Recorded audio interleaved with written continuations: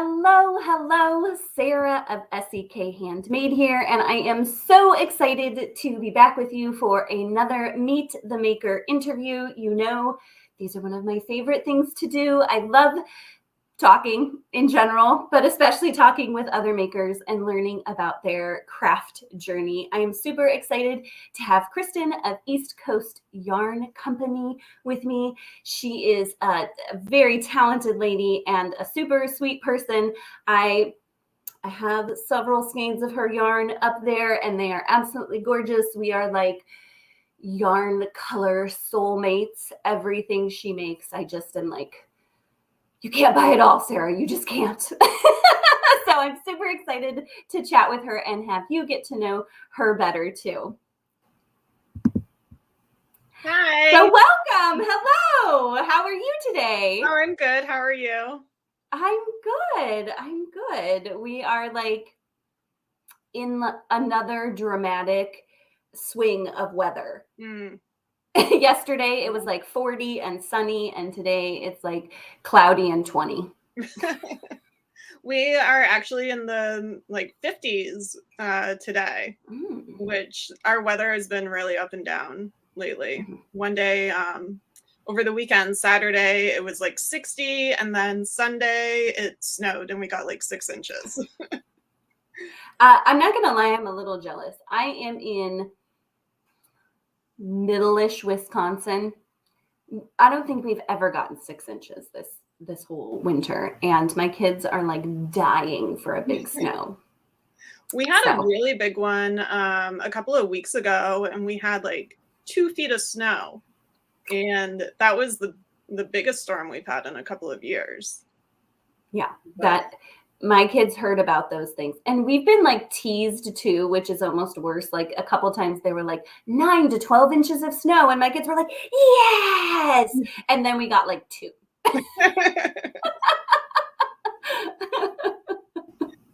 Oh my goes.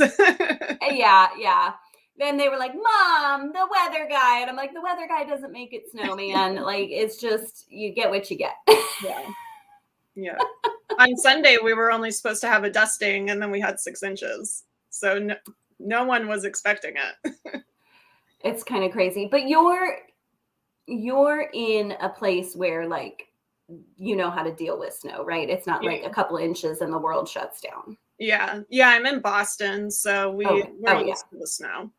Yeah. We lived in Arizona for a while, and one of the times that it actually snowed across the entire city, it was like the world came to a grinding halt. I'm sure. So yeah, it's like, snow, whatever. It'll be good. It'll be all cleaned up in a couple hours. So funny. Well, thank you so much for joining me today.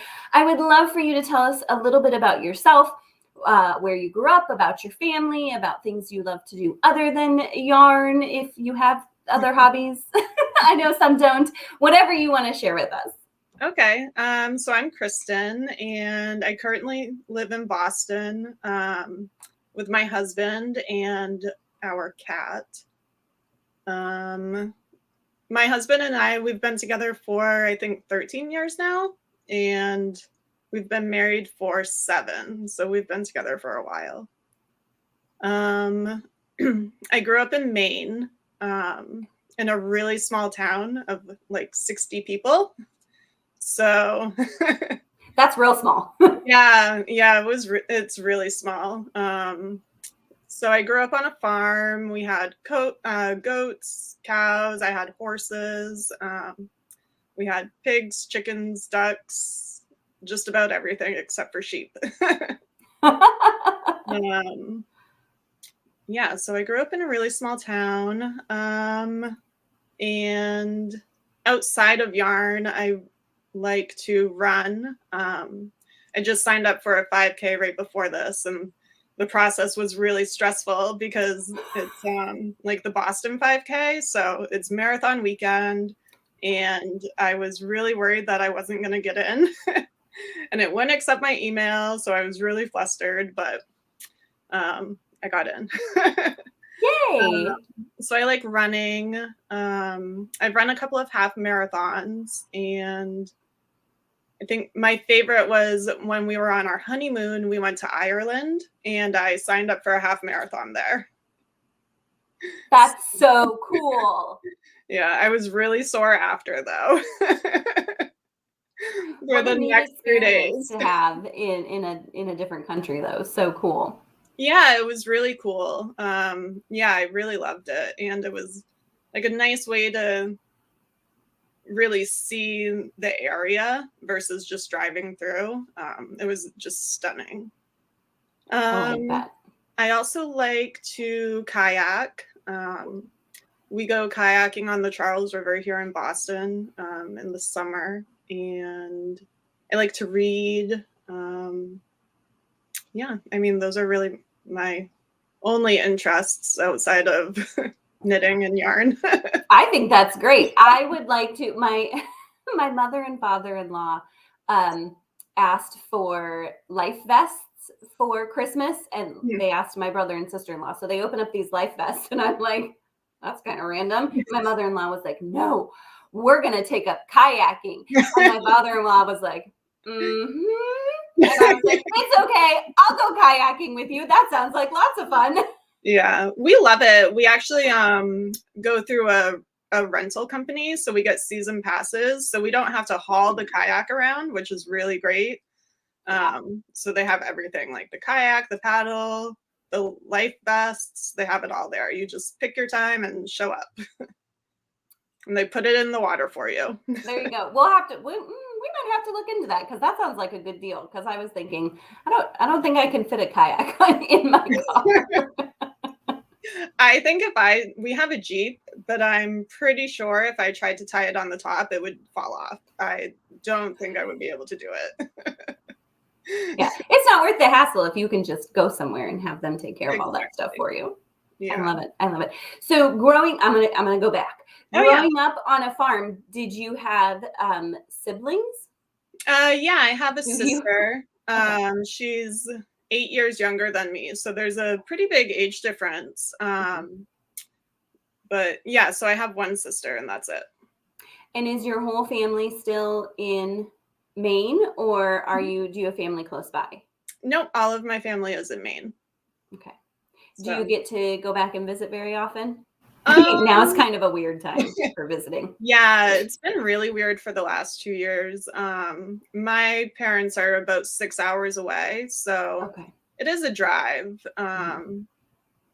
But we're looking to move back to Maine at some point, so it'll be nice to be closer to family. Yeah, we did that a couple years ago. Moved from 12 hours away from family to 6 hours away. So 6 hours feels like nothing to us. Oh yeah. But that's nice. It's nice that they're in driving distance, because I thought, if we had been 12 hours, we just would not have seen our family this whole time, because that's a real stretch. Yeah. What brought you to Boston?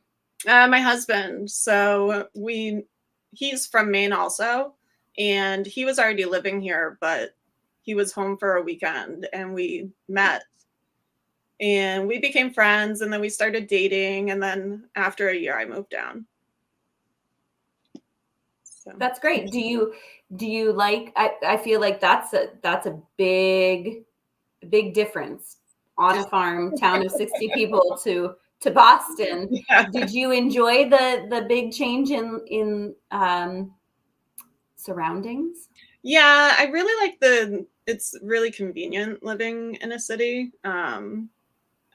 You can take public transportation. The train was just a few minutes away from our apartment, so it's just very easy to get around.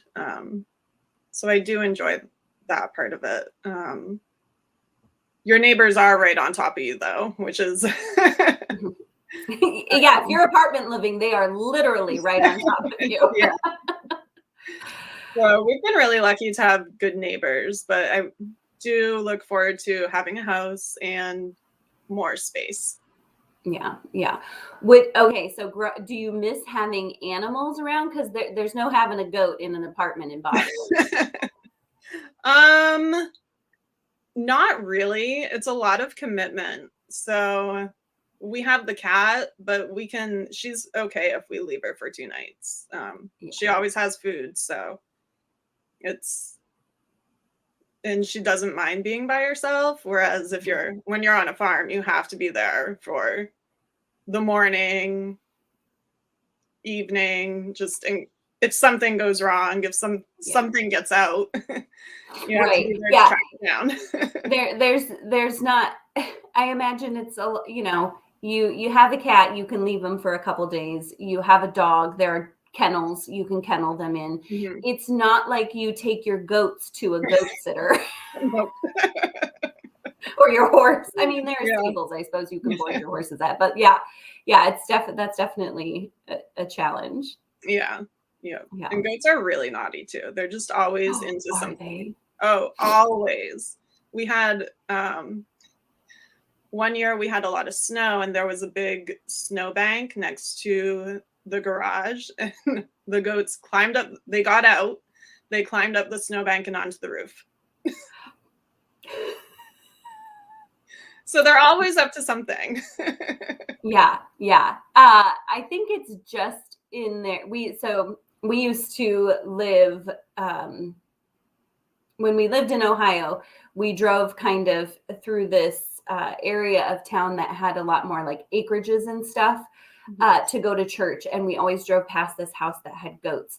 And you could just tell from like their enclosure that like their nature is just very curious and pretty destructive. Yes. So I feel like goats seem fun in theory, but maybe not so much in practice. Yeah, they're a handful. I mean, they're great, but yeah, they are a handful. Sure. This is going off on a tangent a little bit. Did you guys like milk the goats? Did you have the goats for their their hair? Okay. And they were just kind of there to chill, just to be there. Yeah, just kind of as pets a little bit too. Yeah. So tell us about your crafting journey. Where did you knit and crochet, right? Mm-hmm. So which did you learn first and how did you start? My grandmother taught me when I was probably 7 or 8. She was always crocheting all the time. And I just idolized her. So if she was doing something, I wanted to do it too. So she taught me when I was a kid, and she tried to teach me how to knit too, but I just could not grasp it as a kid. So that came a lot later. But when I was a kid, I would crochet little like single crochet sleeping bags for my dolls, or like I would try to make a little dress. Oh, that's fun. And then I would do it on and off, but then when I was in my 20s, I decided that I wanted to pick it up again. So I went to Joann's, I got some yarn, and I decided I wanted to make a blanket. So I just made squares, and then I pieced them together at the end, and it did not look great, but I did it. And then after that, I wanted to get into knitting. I wanted to try that out. So I couldn't really remember how to do it. So I just watched a lot of YouTube videos. And then I was just knitting all the time and crocheting. Yeah. And I just couldn't make any more things for myself.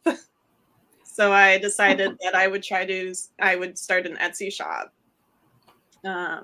just as a way to be able to keep making stuff and be able to afford more yarn too. Yep. That's a great motivator. Yeah, so I opened up an Etsy shop, and then a couple of years later, I decided that I wanted to try out markets. So I did that, and then I started writing patterns because I had always designed my own like hats and scarves. So I started doing patterns, and then I was really curious about the yarn dyeing. And then 2 years ago, I tried natural dyeing, which I liked. And I really liked it, but it was very time intensive. So I did it a couple of times, and then last winter, I started using the acid dyes, and it's very quick. So you don't have to extract the dye from the plants and then use it. It's just you mix it up or you sprinkle it on and it's ready to go. Yeah. So when you got into natural dyeing, what kinds of plants did you try dyeing with? And did you collect them yourself or grow them yourself, or did you purchase them from somewhere?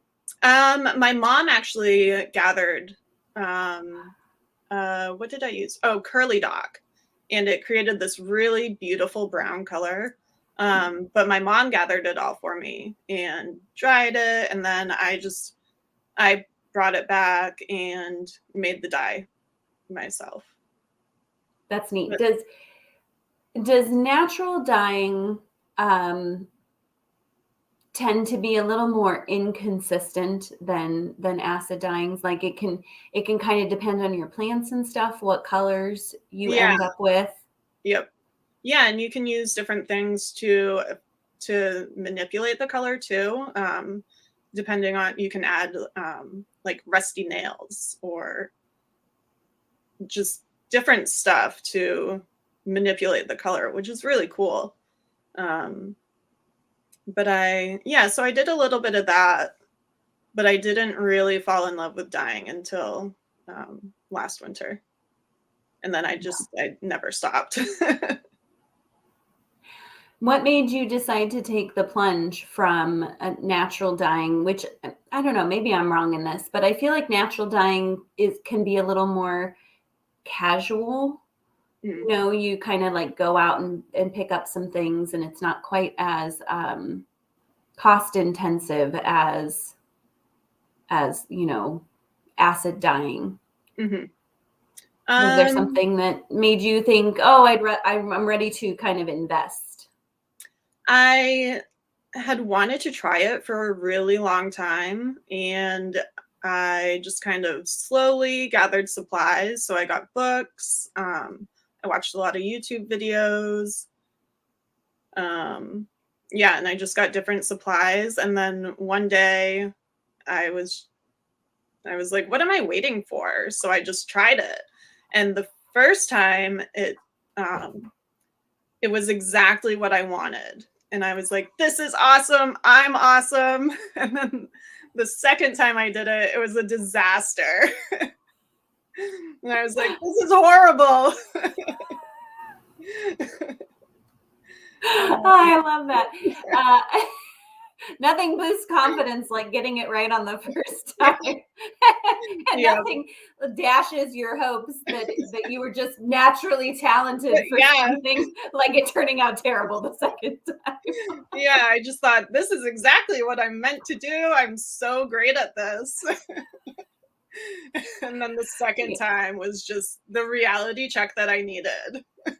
Right. I mean, because with all things, and it just takes some practice. And the more I am finding, the more I do with my own hands, the more knowledge I have. Yeah. I found that I learned a lot more just by testing things out on my own than I did reading books. I'm definitely a hands-on learner. Yeah. Are there certain colors that you're really drawn to? I really like bright colors when I dye yarn, which is before I started dyeing yarn, I was very much into neutral colors, or like the burgundies and navies. And now I'm just like, throw all the colors in the pan. I love it. I love it. I love, first of all, I love your yarn. I have never purchased a skein of your yarn and been disappointed. I'm trying to see. Oh, you did. Okay. I have to admit that one, I'm a control freak. And so yarn clubs like are good to me in theory, but sometimes a dyer will show a picture and my eye is drawn to certain colors in that picture, and then they show their yarn and their eye was very clearly drawn to other colors in that picture. It's interesting it's always fascinating for me to see like where inspiration was drawn from and what the end result is. So you started your yarn club and I was like, I mean, it's probably going to be beautiful, but I'm also have trust issues. And then you showed the results and I was like, dang it. And it was, I mean, it's amazing. And it's totally my colors. And then when I read your post and you were like, there's a couple in the shop, I was like, run. And I got over there and on Etsy, you know how you can see like so many people have this in their cart. You had one skein of the DK weight left, and it said 12 people have this in their cart. And I was like, not anymore. I love it. So that that was fun. I'm going to back up a little bit. Tell me about the name of your company and how that came to be. So I actually have two. So I still have the Coffee Bean Knitting, which is all of my like knitwear stuff. And that just came from my love of coffee and knitting. So, and then East Coast Yarn, originally I wanted to incorporate Boston into it. But I just don't think we'll be here forever, but I'm 99% sure we'll always be on the East Coast. So that's how I came up with it. I love it. It's a very kind of classic name, I think. I really like it. Do you find so when you dye yarns, there's lots of naming involved in that. Do you have a system that you use? Is that something you really enjoy as part of the process? Or is that something that you're like, oh my gosh, it's a beautiful color. Crap, what am I going to name it? I really struggle with the names. Sometimes the name will pop out at me, but most of the time I'm just like scratching my head. So I have a lot of random names just because that's what I came up with.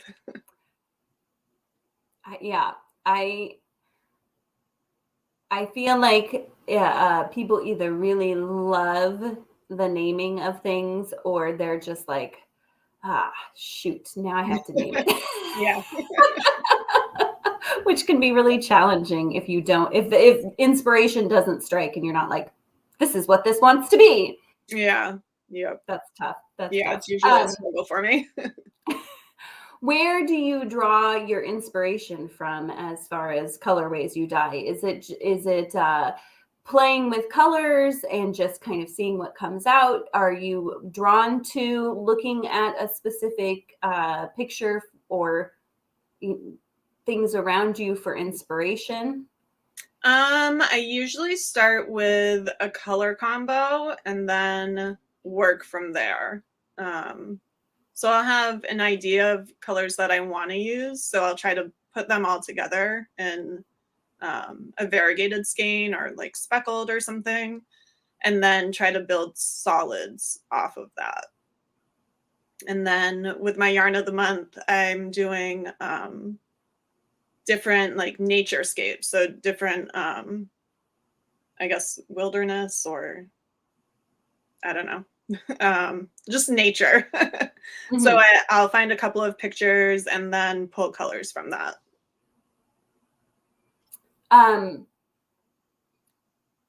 Do you, so for your yarn of the month, that's kind of a one-off, right? You've got one colorway drawn from that picture. Do you enjoy doing that more, or do you enjoy building an entire like kind of color collection? The yarn of the month has been, it's challenging me, which I really like, just trying to capture those colors in the way that I want. So it does, I usually go through a few tries before I really know what I want to do.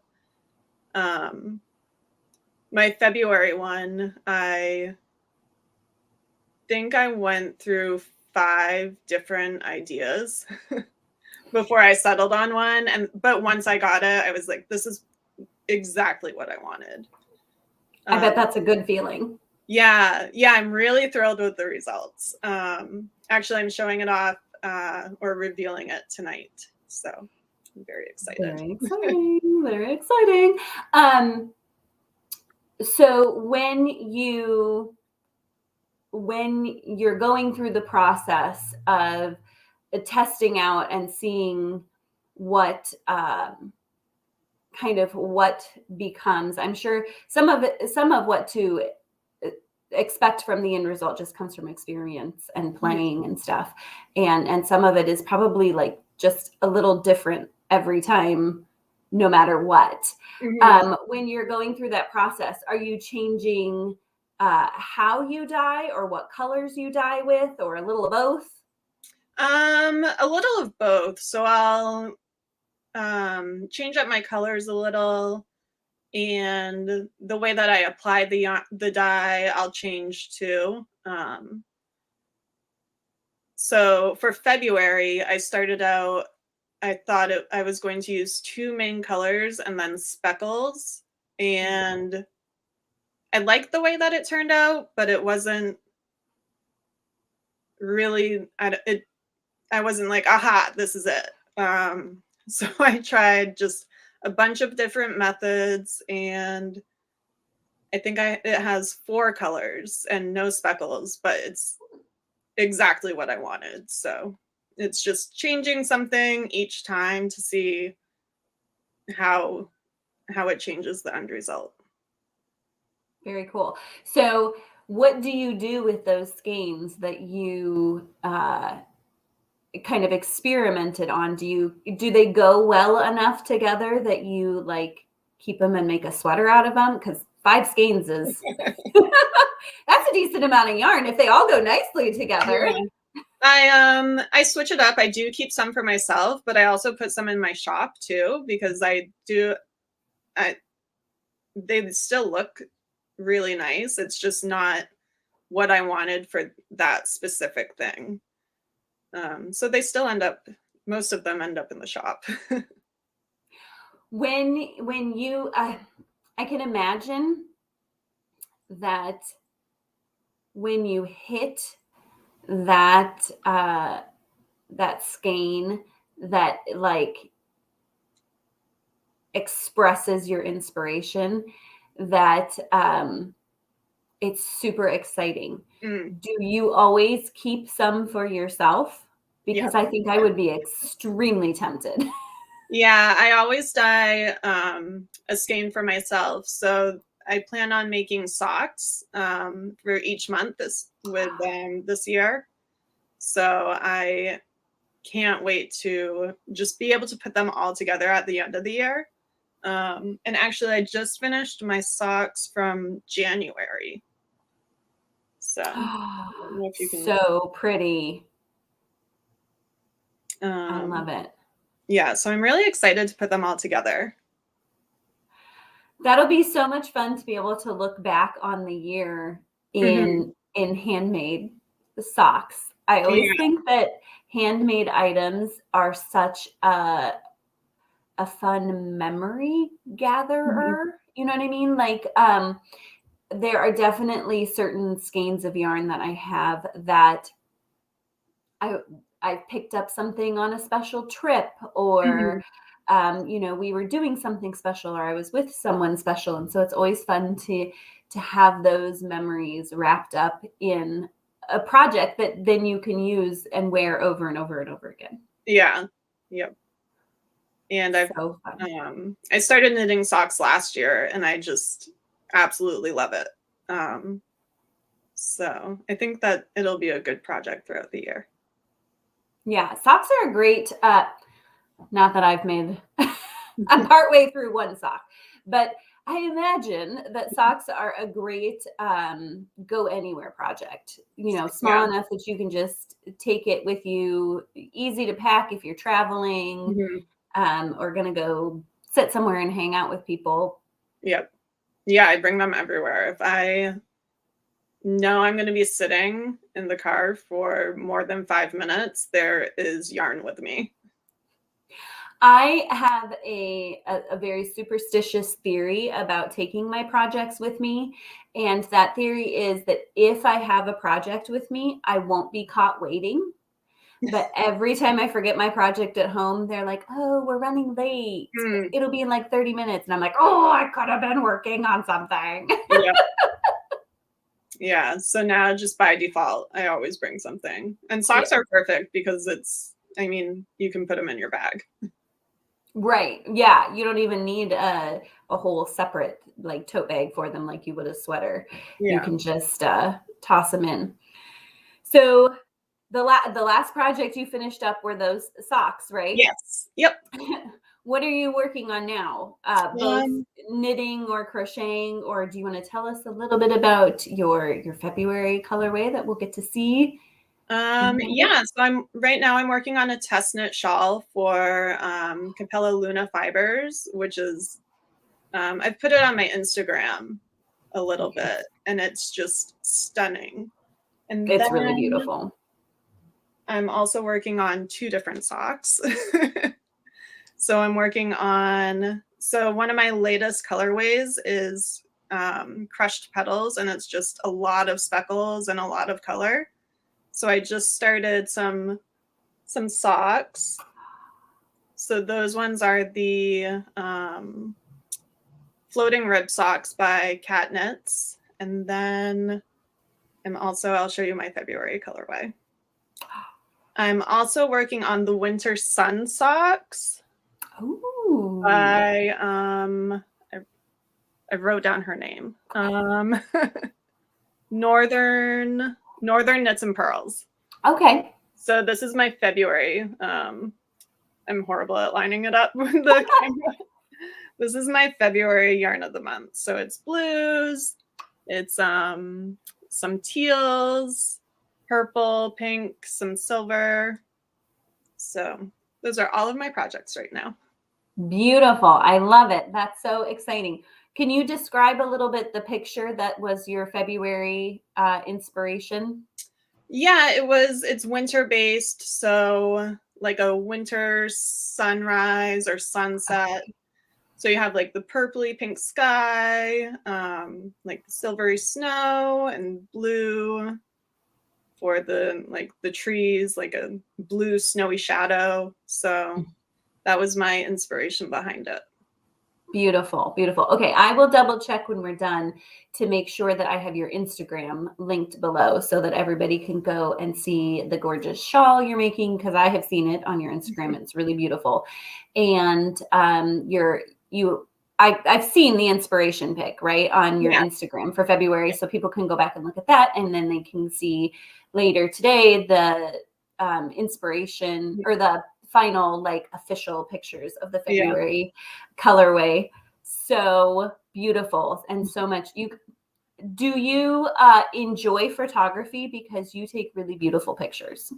Not really, just because I'm really bad about remembering to take pictures. Like absolutely horrible. I very rarely remember to take a finished photo. So that's something that I'm trying to get better about this year. Just because most of my feed is half finished projects, and I finish everything. I just once I cast off, it's on to the next thing. Yeah. Yeah. So I am trying to get better about that. I love it. I'm super impressed with the speed at which you make projects, and Mm. yeah, I've been working on that. You finished a weekender sweater in like a Oh, month, I'm and actually wearing it right now. oh, it's so beautiful. Yeah. I have laser focus once it comes to working on something that I really want to do.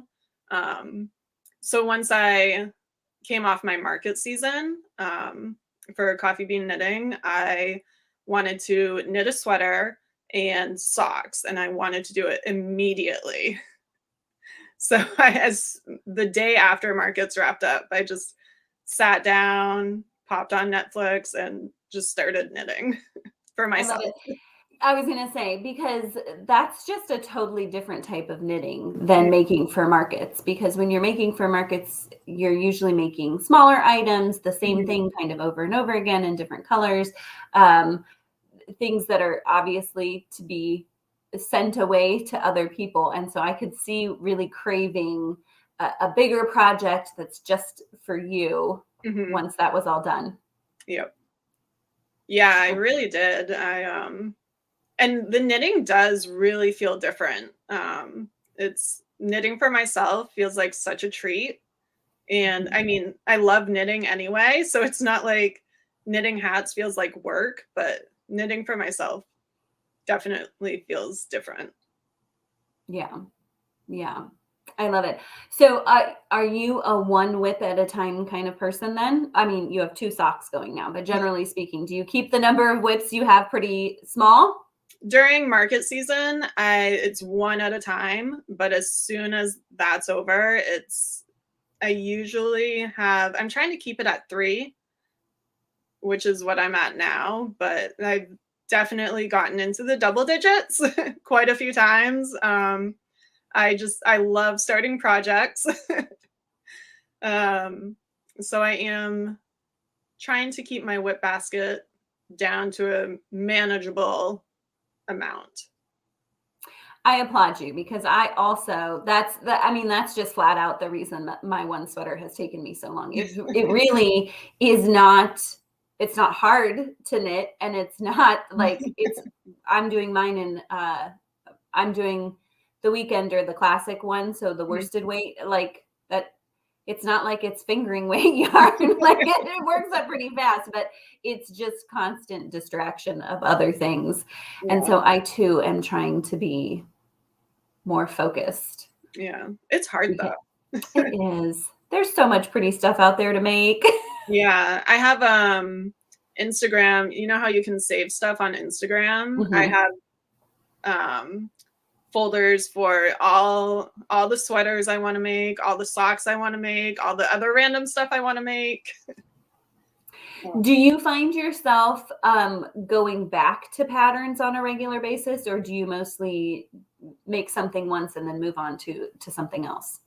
It depends on what it is. I just finished my second no frill sweater, which I really like that sweater. I love oversized size sweaters. They're so cozy.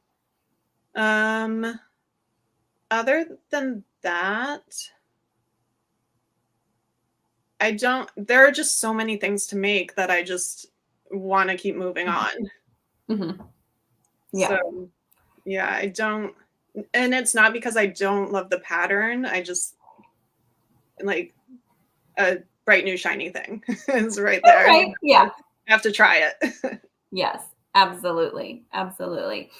All right. I'm going to ask you about some of your favorites.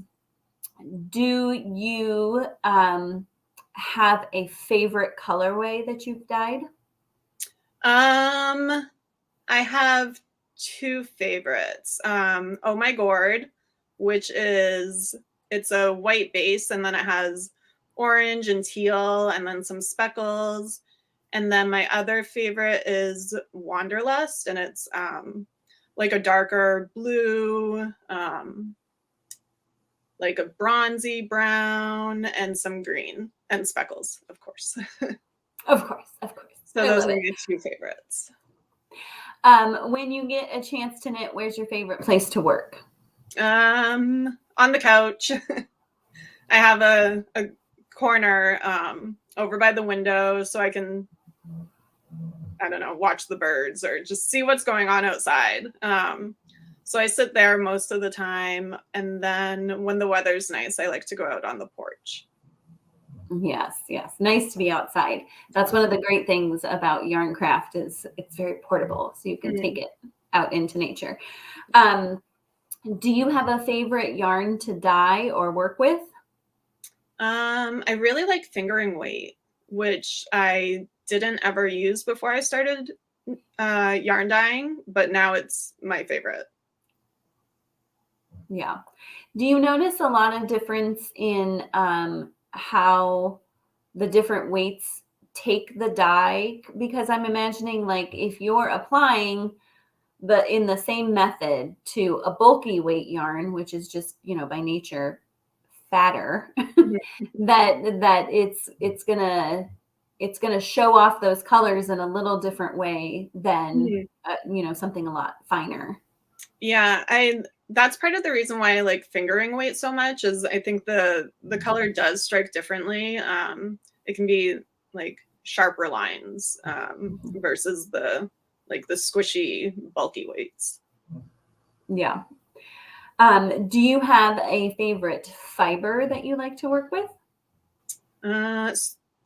Superwash merino. It's just so soft. Yeah.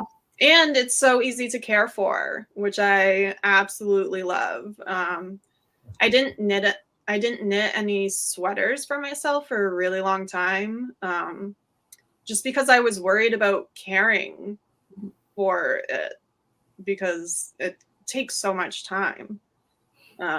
So anything that I can throw in the washing machine is a favorite. Do you throw like your socks in the washing machine with everything else? Yeah, I do. I'll put them on a gentle cycle, but yeah, they go in the washer. Sometimes they end up in the dryer. I haven't had any issues yet, but fingers crossed. Sure. Yeah, that's neat. I mean, I guess worst case scenario, you can always just make another pair, right? Exactly. I love it. Do you have a favorite needle or hook size that you prefer? For socks, I really like the Chow Gu. They make the 9-inch circulars, and I really like those. Otherwise, all my other needles are clover, the bamboo wooden ones, and I really like those. Yeah, the majority of my collection are bamboo too. Yeah. What do you like to drink while you're working? Coffee.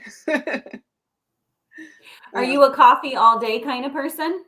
No, I stick to my 2 cups in the morning and that's it. Otherwise, I wouldn't be able to sleep. Yeah. What's your favorite color? Blues and greens. Those are my favorites. Yeah. What's your favorite season? Fall. Do you find you get the most color inspiration from fall? Yeah, I mean, fall in New England is just gorgeous anyway. Yeah, so I love the oranges, the yellows, the reds, the purples. There are just so many gorgeous colors. Yeah. What is your favorite item to make? Right now it's socks. But I also like making shawls and sweaters. Those would be my top 3 things. Do you find you wear your shawls a lot? I don't.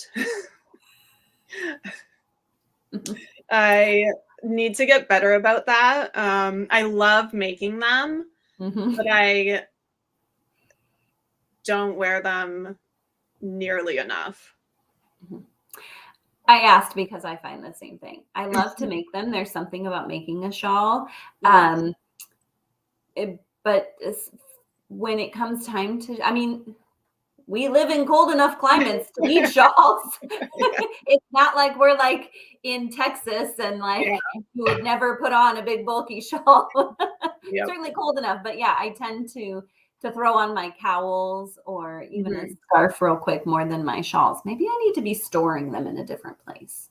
Yeah, I don't ever think to grab them on my way out the door. I think I just need a rack by the coats so I see them.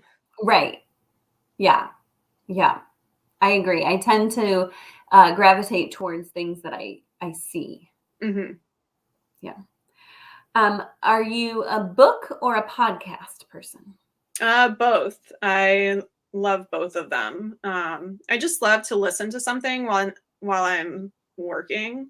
Mhm. Yeah, so I listen to a lot of podcasts, and then I am actually a member to two town libraries. So I always have my audiobooks. My queue is always full. I love it. Do you have a favorite podcast you'd recommend? I love Just the Gist. It's an Australian. Oh, yes, I absolutely love them so much. And then I listen to true crime and like science ones. So I really like This Podcast Will Kill You, which is about infectious diseases, which Ooh. I low key always think I have whatever they're talking about. It like causes the sniffles, and you're like, oh no, I Yep. would totally do that. But I love the two girls that do it. They have a great dynamic. Yeah, so those are my top ones. I love it. I love it. I will definitely. I have to check that out. We can commiserate over what we're dying for.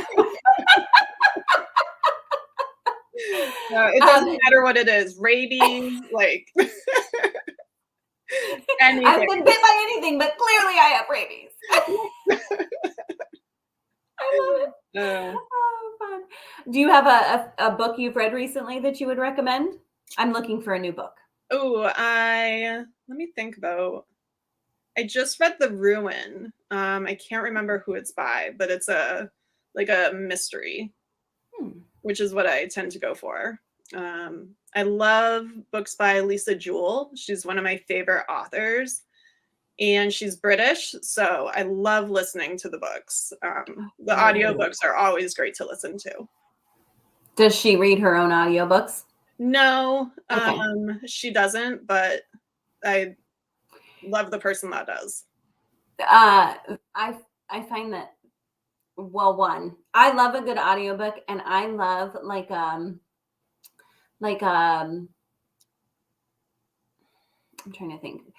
Not self-help, but like a kind of an inspirational book when it's read Hmm. by the author, because Mhm. it's like their sense of humor and their anecdotes. But reading the audiobook for a fiction book, that's a real skill, because Mhm. I have listened to some fiction audiobooks and been like, oh, that was amazing. And other ones you're like two chapters and you're like, nope, I Yeah. cannot hear you do a terrible job at this anymore. Yeah, I'm really picky about the narration. It can really ruin a book. It can. And people who are good at it, it's an impressive skill. Mm. Mhm. Yeah, cool. Are you a sweater or cardigan person? Um, I love to knit sweaters, but I wear more cardigans. Usually if I'm home, I have my cardi on, and it's one that I wear almost every single day. But it's big, Is it's it handmade? cozy. It's not. Have you thought about trying to make a handmade cardigan to kind of like be your go-to? I made one and I really liked it. And then I tried to make it into a pattern, but I got really overwhelmed once I started going into the sizing because I'm terrible at math and I just couldn't do the grading. And so I just chucked it. It's in my closet somewhere. Do you still wear the cardigan though? Every now and then. But it just reminds me that I was going to make it into a pattern and then gave up on it. So it's in timeout. Hey, it is, garment patterns are a whole different skill. I have And so much respect. it's, yeah. So I don't think you should feel badly. I think it would be a lot of fun to design a garment just for the fun of wearing it without, the pressure of having to turn it into a pattern. So I think you should get it out and wear it and just be fine with the fact that you did something amazing that lots of people can't do, and you don't have to make it a pattern. It's fine. Yeah. It'll come out of timeout eventually. I love it. When you have a snack, do you reach for salty or sweet? Salty, but I'm not really a candy person. I don't like candy. But Trader Joe's makes these dark chocolate peanut butter cups that I love so much. But that's really the only sweet treat I ever go for. Usually, I like crackers, chips, pita chips, just whatever salty. Sounds delicious to me. Which do you like less, swatching or weaving in ends? Ooh. I'd have to say swatching. I am still kind of in market prep mode where I'm weaving in my ends as I go. I still have that good habit that will probably disappear next month. Because if I have a lot of ends to weave in, I absolutely hate it. And most of my sweaters still have ends on the inside. But swatching, I know it has to be done, but I just don't like it at all. Yep. I totally understand. And I love that you have sweaters that still have ends hanging out. I love it. Yeah. Well, that's all my questions. It's been so fun chatting with you. Oh, thank you so much for having me. My pleasure. It has been so much fun. And I can't wait to see all the gorgeousness that you have in store. Oh, thank you so much, Sarah. You're welcome. We'll talk again soon. Okay. All right. That was so much fun. I learned so much about Kristin, and she really, guys, such gorgeous yarn. So in the description below are links to all of her places to go check her out and to purchase her yarn. There's also a link to a blog post all about her that has some different things, slightly different things to check out there. So I encourage you to give that a read. Thank you so much for joining us today. In the link below also will be a link, or in the description below, will also be a link to my Meet the Maker playlist here on YouTube, so that you can check out some other wonderful makers that I've had the pleasure of talking with. I would love it if you would subscribe and turn on notifications, and then you won't miss out on any of these wonderful Meet the Maker events and other tips and tutorials that I have to share with you. There's also a link to sign up for my newsletter if you're interested in all things SEK Handmade. Thank you so much for joining us today, and happy crafting.